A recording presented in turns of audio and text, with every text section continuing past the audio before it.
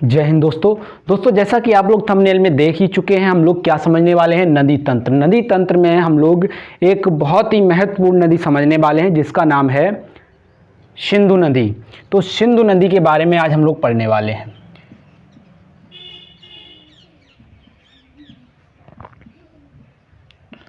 सिंधु नदी, इसको हम लोग इंग्लिश में बोलते हैं इंडस रिवर।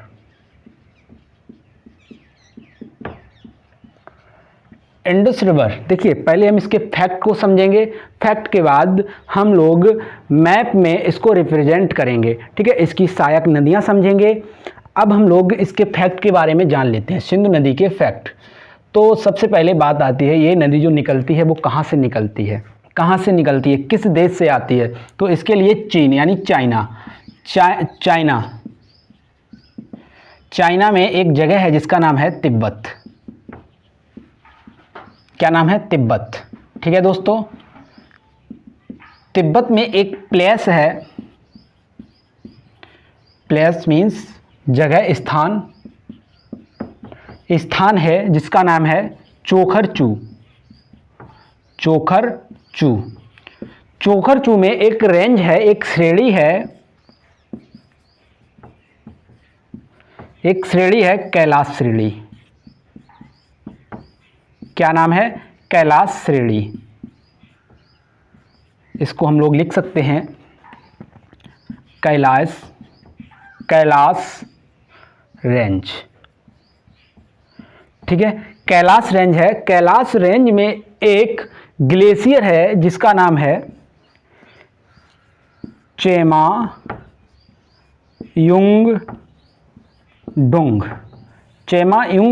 ग्लेशियर।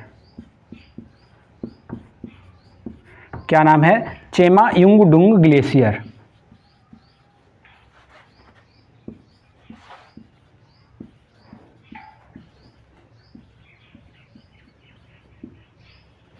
ठीक है, तो बात समझने वाली क्या है, चीन यानी तिब्बत से एक जगह है, एक स्थान है जिसका नाम है चोखरचू। चोखरचू में एक श्रेणी है, एक रेंज है जिसका नाम है कैलाश श्रेणी।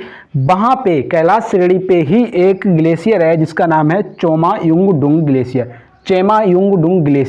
वहाँ से सिंधु नदी निकलती है। क्या करती है? सिंधु नदी निकलती है। ठीक है, कहाँ से निकलती है? तिब्बत से निकलती है। तिब्बत से निकलने के बाद ये कहाँ प्रवेश करती है? भारत में। तो कहाँ प्रवेश करेगी? ये सीधा करती है भारत में। भारत में किस जगह पे प्रवेश करती है? इंडिया में किस जगह से प्रवेश करती है? किस जगह से प्रवेश करती है? तो इसकी बात कर ली जाए, एंटर जो करती है दमचौक से करती है। कहाँ से करती है? दमचौक। याद कर लेना दोस्तों, ये कई बार पूछा भी गया है एग्जाम में। उसके बाद एग्जिट की बात की जाए, यानी बाहर कहाँ से निकलती है, इंडिया से बाहर जब निकलती है तो वो कौन सा पॉइंट है? तो वो पॉइंट है चिल्लास। क्या है? चिल्लास। ठीक है, ये है दमचौक। जब एंटर करती है तो कहाँ से करती है? दमचौक से, और निकलती कहाँ पे है? चिल्लास। और जो चिल्लास है वो पड़ता है पीओके में। ठीक है, पीओके में। ठीक है, पीओके की बात हम बाद में करेंगे, पीओके की बात हम लोग बाद में करेंगे। तो पहले हम यहाँ पे समझ लेते हैं, जब ये भारत में प्रवेश करती है तो ये दो श्रेणियों के बीच में बहती है। दो रेंज हैं जिनके बीच में बहती है। कौन कौन सी हैं? एक है लद्दाख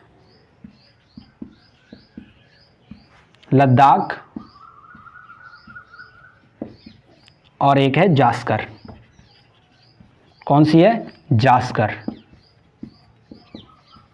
जास्कर और लद्दाख के समांतर, यानी इन दोनों के बीच में हमारी सिंधु नदी बहती है।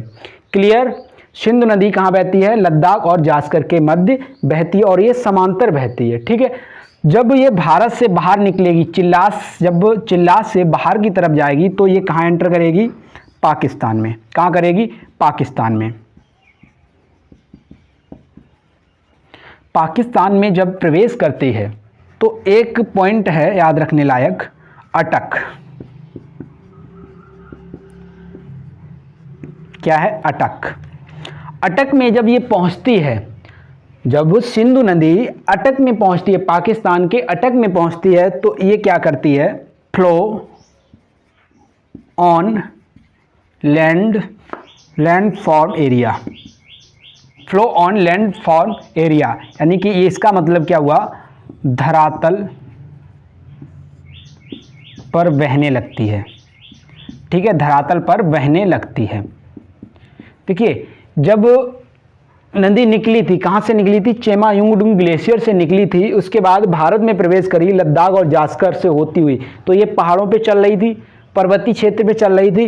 पाकिस्तान में पहुंचने के बाद अटक में जैसे ही पहुंचती है तो क्या होता है, ये धरातल यानी कि जो समतल जमीन है, यानी जो धरातल है उस पे बहने लगती है, धरती पर बहने लगती है। उसके बाद दूसरा पॉइंट आता है, दूसरा पॉइंट है आपका मिथन कोट। ये पाकिस्तान का दूसरा पॉइंट क्या है, मिथन कोट। मिथन कोट में जब ये पहुंचती है सिंधु नदी, तो इसमें इसकी सहायक नदियां जुड़ जाती हैं आके। कौन सी सहायक नदियां जुड़ती हैं, सहायक नदियां जुड़ जाती हैं।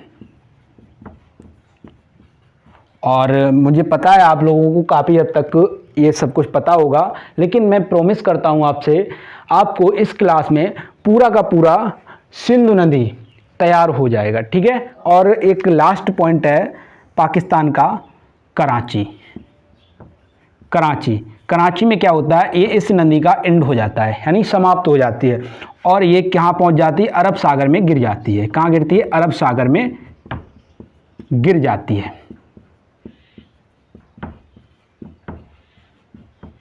इंडिया के अंदर ही जो पीओके है, पीओके में एक गार्ज बनाती है। क्या बनाती है, गार्ज बनाती है। गार्ज को हम लोग महाखड्ड भी बोलते हैं। ठीक है, क्या बोलते हैं, महाखड्ड भी बोलते हैं। अब हम बात कर लेते हैं गार्ज होता क्या है, यानी जो सिंधु नदी है वो सिंधु गार्ज बनाती है। ये गार्ज होता क्या है, तो गार्ज को समझ लेते हैं। अब ये क्या है, नदी फ्लो कर रही है। क्या कर रही है, नदी फ्लो कर रही है, बह रही है। अब यहाँ पे फ्लो करती हुई जा रही है। अब कहीं पे जो चट्टानें हैं वो कमज़ोर हैं, उसको काट दिया इसने। क्या कर दिया, काट दिया, और यूं ऐसे बहने लगी। और ज़्यादा काटा, जब ये काटा तो इसको बोला जाएगा वी आकार की घाटी, वी आकार की घाटी। ठीक है, वी आकार की घाटी। जब इसको और ज़्यादा, भाई जब ये काट दिया तो और ज़्यादा भी काटेगा, सीधी सी बात है। जब पानी बार बार नीचे की तरफ गिरेगा तो और ज़्यादा काट देगा। जब और ज़्यादा काट देगा तो यहाँ पे काफ़ी गहरा गड्ढा हो जाएगा, तो इसको हम लोग बोल देंगे गार्ज। क्या बोल देंगे, गार्ज। और जब बार बार गिरता रहेगा पानी तो इसका मुंह ये खुल जाएगा, इस तरह से हो जाएगी। ठीक है, इस तरह से हो जाएगी, तो इसको बोल दिया जाएगा कैनियन। ठीक, तो जो हमारी नदी है, सिंधु नदी है, वो क्या बनाती है, गार्ज का निर्माण करती है। इसको एक बार हम लोग रिवाइज करेंगे, उसके बाद इस नदी को हम लोग रिप्रेजेंट करेंगे मैप में। ठीक है, तो इसको एक बार रिवाइज कर लेते हैं। तो सीधी सी बात है, सिंपल सी एक बात समझिए, ये निकलती कहाँ से, तिब्बत से। तिब्बत में एक स्थान है जिसका नाम है चोखरचू। क्या नाम है, चोखरचू एक नामक स्थान है जहाँ पे एक रेंज पड़ती है, श्रेणी पड़ती है, जिसका नाम क्या है, कैलाश श्रेणी। कैलाश श्रेणी में ही एक ग्लेशियर है जिसका नाम है चेमायुंगडुंग ग्लेशियर। वहाँ से इस नदी का उद्गम है, यानी कि उद्गम कहाँ से है, चेमायुंगडुंग ग्लेशियर से ही इसका उद्गम स्थल है। ठीक है, कहाँ से निकलती है, चेमायुंगडुंग ग्लेशियर से निकलती है। निकलने के बाद ये कहाँ जाती है, भारत में जाती है। भारत में किस जगह पे प्रवेश करती है, तो दमचौक में प्रवेश करती है। कहाँ पे प्रवेश करती है, दमचौक में एंटर करती है। एंटर करने के बाद ये दो श्रेणियों के बीच से गुजरती है। कौन कौन सी, लद्दाख और जास्कर। लद्दाख और जास्कर श्रेणी के बीच में ये बहती है।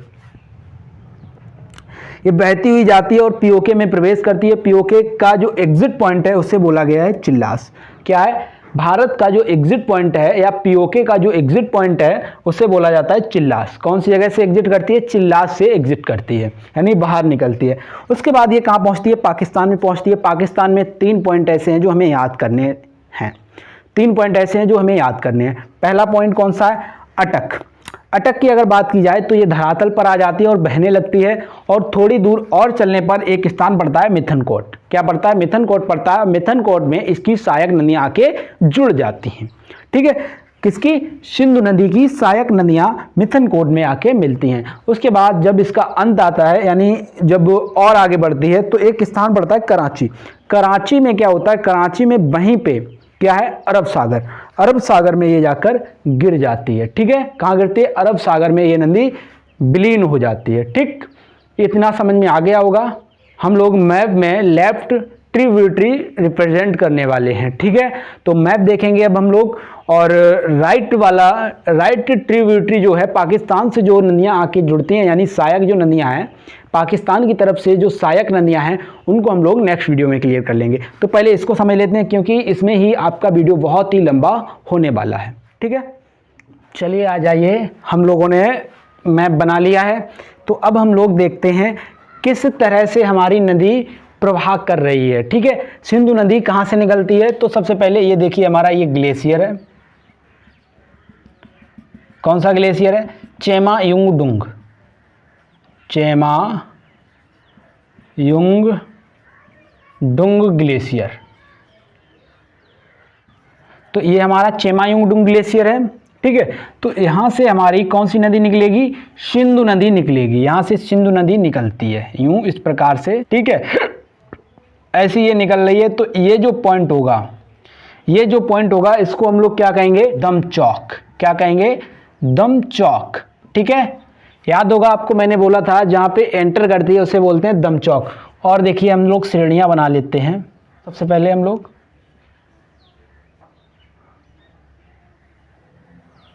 ऊपर वाली जो है वो है लद्दाख। कौन सी है? लद्दाख। और नीचे वाली कौन सी है? जास्कर। ठीक है, जास्कर। दोनों हमने श्रेणियां बना ली हैं। अब देखिए यहाँ से एंटर कर रही है, एंटर करने के बाद थोड़ा आगे बढ़ी और यहाँ से यू टर्न लिया। इस नदी ने यू टर्न लिया और क्या हुआ? साथ साथ बहने लगी। किसके साथ बह रही है? दोनों श्रेणियों के साथ बह रही है, ऊपर लद्दाख और नीचे जास्कर। और ये जो क्षेत्र है पीओके का है। कौन सा है? पीओके का क्षेत्र है पूरा। ये जो क्षेत्र है वो किसका है? पीओके का। ठीक है, अब देखिए यहाँ से ये सीधी जा रही है और पीओके में प्रवेश कर गई। प्रवेश करने के बाद यहाँ पर पहुँची। तो ये कौन सा स्थान हुआ? ये कौन सी जगह है? पहला था दमचौक, तो ये कौन सी होगी? चिल्लास। तो ये जो जगह है वो कौन सा है? चिल्लास। चिल्लास से एग्जिट हो जाती है, यानी चिल्लास से ये बाहर निकल रही है। और बाहर निकलने के बाद ये अटक पहुंची। अटक के बाद मिथनकोट से कराची से सीधा कहाँ पहुंच गई? अरब सागर में गिर गई आके। ठीक है, और अरब सागर में, यानी जब नदियाँ कहीं गिरती हैं, कहीं अरब सागर में गिरे हैं, चाहे बंगाल की खाड़ी में कहीं पे गिरी, तो इसकी कई धाराएं बन जाती हैं। एक दो धारा नहीं रहती, कई धाराएं बन जाती हैं, और इसको हम लोग माउथ बोलते हैं, यानी कि मुहाना बोलते हैं। जब नदी का अंत होता है, यानी जब गिरने ही वाली होती हैं सागर में, तो उसको क्या बोल देते हैं?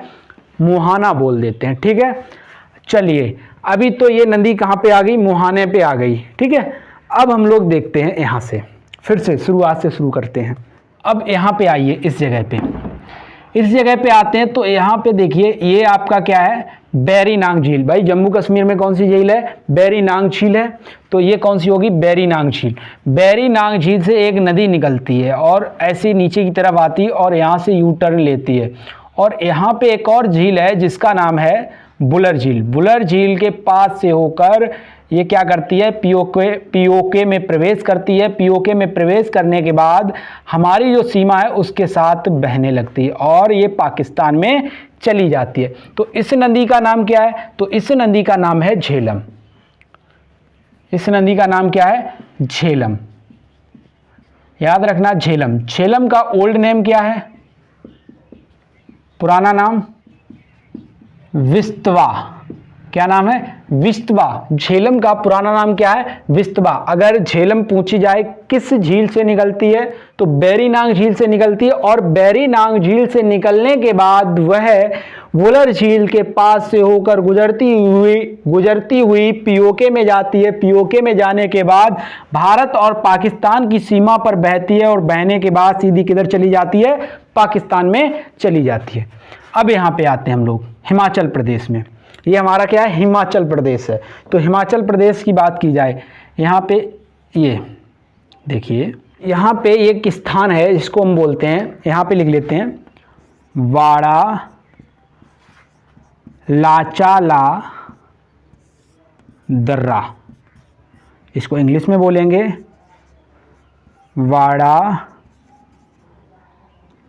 लाचा ला पास। ठीक है, बाड़ा लाचाला पास। यहाँ से एक धारा निकलती है और यहाँ से भी एक धारा निकलती है, और ये आगे जाके दोनों आपस में जुड़ जाती हैं। क्या होती है? जुड़ जाती हैं। तो इधर जो धारा निकली थी इसे बोलेंगे चंद्रा। कौन सी नदी? चंद्रा। ठीक है, और इधर से जो धारा निकली थी, कहाँ से निकली थी? बाड़ा लाचाला दर्रा से। ये कहाँ है? हिमाचल प्रदेश में है। ठीक है, कहाँ है? हिमाचल प्रदेश में है। इधर वाले से जो निकली उसका नाम चंद्रा, उधर वाले से जो निकली उसका नाम भागा। क्या नाम है? भागा। और जो जिस स्थान पे मिली इसको बोला गया चंडी। क्या बोला गया? चंडी। कौन से स्थान पे मिली? चंडी नामक स्थान पे मिली। और चंद्रा भागा जैसे ही ये दोनों नदियां मिली तो इसका नाम क्या हो गया? चिनाव नदी। कौन सी नदी बन गई? चिनाव नदी। पहले दो धाराएं थी, जैसे ही दोनों धाराएं संयुक्त हुई, जुड़ी आपस में, वैसे ही कौन सी बन गई? चिनाव नदी बन गई। चिनाव नदी अब देखो यहाँ से यूं इस प्रकार जाएगी। ठीक है, और यहाँ से निकलती हुई और ये सीधी पाकिस्तान में चली जाएगी।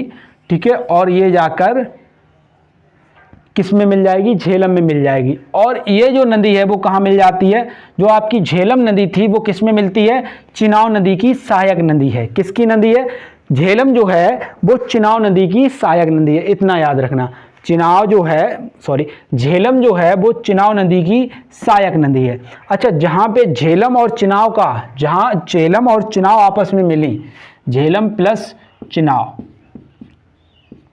तो उस स्थान को क्या बोला गया? झुंग बोला जाएगा। क्या बोला जाएगा? झुंग बोला जाएगा। ठीक है, याद रखना, झुंग। ठीक, झेलम और चिनाव जिस जगह पे मिला वो उसके स्थान का नाम क्या है? झुंग है। ठीक है, उसके बाद हिमाचल प्रदेश में एक स्थान है, रोहतांग दर्रा है। क्या है? रोहतांग दर्रा। हिमाचल प्रदेश में ही क्या है? हिमाचल प्रदेश में एक है रोहतांग दर्रा। रोहतांग दर्रा, हाँ, रोहतांग पास है। यहाँ से भी एक नदी निकलती है। यहाँ से एक नदी निकलती है जिसका नाम है रावी। क्या नाम है? रावी। यहाँ से निकली और ये पंजाब में एंटर किया। इसने एंटर करने के बाद ये जो है झेलम नदी मिली थी उससे कुछ आगे जाकर मिल जाती है। यानी कि ये जो झेलम, ये जो रावी नदी है वो किसकी सहायक नदी है? चिनाव की सहायक नदी है। ठीक है, क्या है? रावी जो है चिनाव नदी की सहायक नदी है, और जो झेलम है वो भी चिनाव नदी की सहायक नदी है। याद रखना। ठीक है, अब देखो यहाँ पे एक पॉइंट क्या है, जो रोहतांग दर्रा से रावी नदी निकली और जिस स्थान पर मिली जाके, इसको क्या बोला जाएगा? इसको भी कुछ नाम दिया जाएगा। तो इसको बोला जाएगा सराय सिंधु। सराय सिंधु। ठीक है, क्या बोला जाएगा? सराय सिंधु। अब यहीं पर एक स्थान है हिमाचल प्रदेश में जिसे बोला गया ब्यास कुंड। क्या है? ब्यास कुंड। ब्यास कुंड, इधर लिख लेते हैं हम लोग, व्यास कुंड। तो ब्यास कुंड की अगर बात की जाए तो यहाँ पे क्या लिखा नजर आ रहा है आपको? ब्यास। तो यहाँ से कौन सी नदी निकलेगी? ब्यास नदी। सीधी सी बात है, ब्यास कुंड है यहाँ पे ये, तो ब्यास कुंड से कौन सी नदी निकलेगी? ब्यास नदी। ब्यास नदी यहाँ से निकलती है और ये पंजाब की तरफ आ जाती है। यहाँ पे रोक दीजिए इसको भी। अब एक और नदी है जिसका नाम है सतलज। क्या नाम है? सतलज। सतलज जो नदी है वो राकस ताल से निकलती है। कहां से निकलती है? राकस ताल से निकलती है। इसको हिंदी में बोलते हैं राक्षस ताल। क्या बोलते हैं? राक्षस ताल। राक्षस ताल कहाँ पे है? तिब्बत में है। कहाँ पे है? तो जो हमारा चेमायुंगडुंग ग्लेशियर है उसका जो दक्षिणी भाग है उसको हम लोग क्या बोल देते हैं? राक्षस ताल यानी राकस ताल बोल देते हैं। यहां से एक नदी निकलती है जिसका नाम क्या होगा? सतलज नदी। यहां से इस प्रकार निकली और ये गई, ठीक है। ये सीधा हिमाचल प्रदेश में ही प्रवेश करेगी और ये इस तरह से घूमती हुई ये सीधी निकल जाएगी और किस में मिल जाएगी? जाके सीधी मिल जाएगी आपकी चिनाब नदी में, ठीक है। और यहाँ पे ये जो आपकी ब्यास नदी थी पंजाब में संगम हो जाता है, यानी कि ब्यास नदी की अगर बात की जाए तो ब्यास नदी जो है सतलज की सहायक नदी है, और सतलज की बात की जाए तो सतलज नदी जो है वो किसकी है?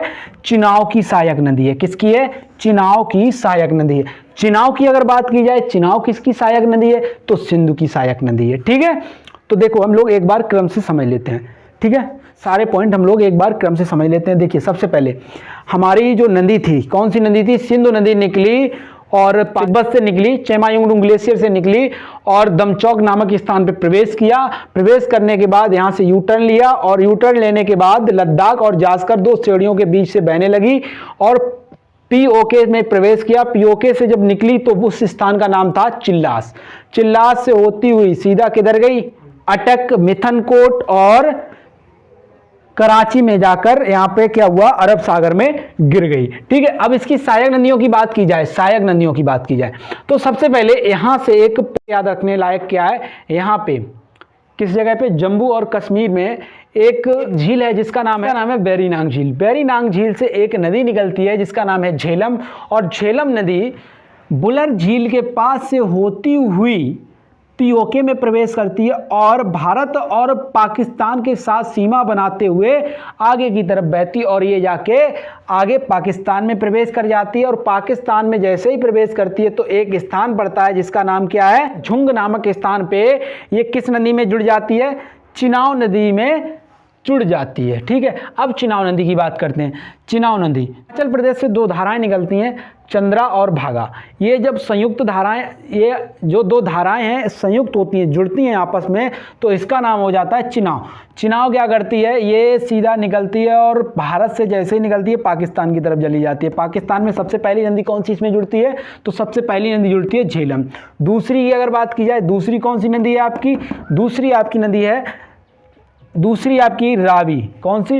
रावी नदी इसकी सहायक नदी है। किसकी है? चिनाब की। किसकी है? चिनाब की दूसरी सहायक नदी कौन सी है? रावी है। देखिए ये आपकी कौन सी नदी है? रावी नदी है, ठीक है। उसके बाद और रावी नदी की अगर बात की जाए कहाँ से निकलती है? तो सीधी सी बात है रोहतांग दर्रा से, ठीक है। और दूसरी बात यहाँ पे आपका है ब्यास कुंड। कहाँ पे? हिमाचल प्रदेश में ब्यास कुंड है। ब्यास कुंड से एक नदी निकलती है जिसका नाम है ब्यास, वो जाकर सतलज नदी में पंजाब में जुड़ जाती है। अच्छा, जो अगर सतलज नदी की बात की जाए, सतलज नदी राकस ताल से निकलती है। ताकस ताल से निकलने के बाद हिमाचल प्रदेश में प्रवेश करती है और प्रवेश करने के बाद पंजाब में क्या होता है? ये जुड़ जाती है। किससे जुड़ जाती है? तो ब्यास नदी में आपस में ये जुड़ जाती हैं, संगम हो जाता है और ये आगे जाकर किस में जुड़ जाती हैं? चिनाब नदी में जुड़ जाती हैं। ये तो हो गई आपकी लेफ्ट ट्रिब्यूटरी यानी कि दाईं ओर से जुड़ने वाली सिंधु नदी की सहायक नदियाँ। अब हम लोग नेक्स्ट वीडियो में पाकिस्तान की तरफ से जो भी नदियाँ इसमें जुड़ती हैं आके, यानी कि सिंधु नदी की दाएं हाथ बचाए दाएं हाथ से जुड़ने वाली जो सहायक नदियां हैं वो हम लोग नेक्स्ट वीडियो में करेंगे, क्योंकि ये वीडियो कुछ लंबा भी हो रहा है, ठीक है दोस्तों। अगर आपको यह वीडियो अच्छा लगा हो तो हमारे चैनल एग्जाम मस्ती बाई सौरभ को सब्सक्राइब कीजिए और बगल में आ रहे बेल आइकन को भी प्रेस कर दीजिए, ठीक है दोस्तों। मिलते हैं नेक्स्ट वीडियो में राइट ट्रिब्यूटरी के साथ, तब तक के लिए नमस्कार, जय हिंद।